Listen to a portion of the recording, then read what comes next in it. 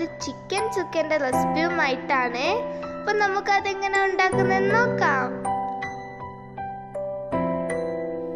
ഇതിനു വേണ്ടിയുള്ള ingredients: chicken ഇവിടെ മാഗ്നേറ്റ് ചെയ്യാൻ വേണ്ടിയിട്ട് ഞാൻ 1/2 കിലോ ചിക്കൻ എടുത്തിട്ടുണ്ട്. ഇനി ഇതിലേക്ക് ഒരു 3 ടേബിൾ സ്പൂൺ മുളക് പൊടി ചേർത്ത് കൊടുക്കാം.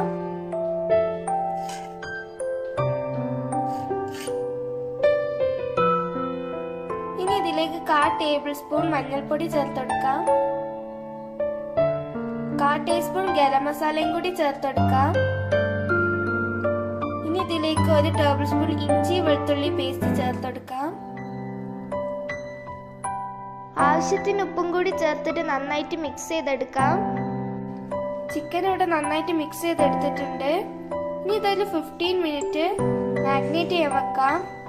ഞാനിവിടെ 2 സവാള ഓയിലിട്ട് നന്നായിട്ട് ഫ്രൈ ചെയ്തെടുത്തിട്ടുണ്ട്.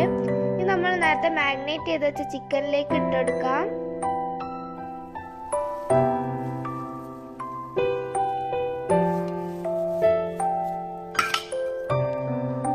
ചിക്കനും ഓണിയൻ ഫ്രൈ ഇവിടെ നന്നായി മിക്സ് ചെയ്തെടുത്തിട്ടുണ്ട്.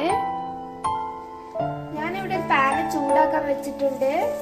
ഇനി ഇതിലേക്ക് 2 ടേബിൾ സ്പൂൺ വെളിച്ചെണ്ണ ചേർത്ത് കൊടുക്കാം.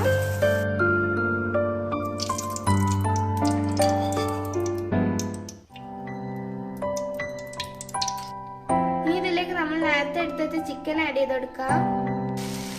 ഇത് ഒരു മീഡിയം ഫ്ലെയിമിൽ വെച്ചിട്ട് നന്നായിട്ട് കുക്ക് ചെയ്തെടുക്കാം. ഇതിലൊരിക്കലും വെള്ളം ഒഴിച്ചെടുക്കരുത്, ചിക്കനിൽ നിന്ന് വെള്ളം വരും. ഇനി ഇതൊന്ന് മൂടി വെച്ചെടുക്കാം. ഇതൊന്ന് ഇടയ്ക്കിടയ്ക്ക് ഇളക്കി കൊടുക്കണം.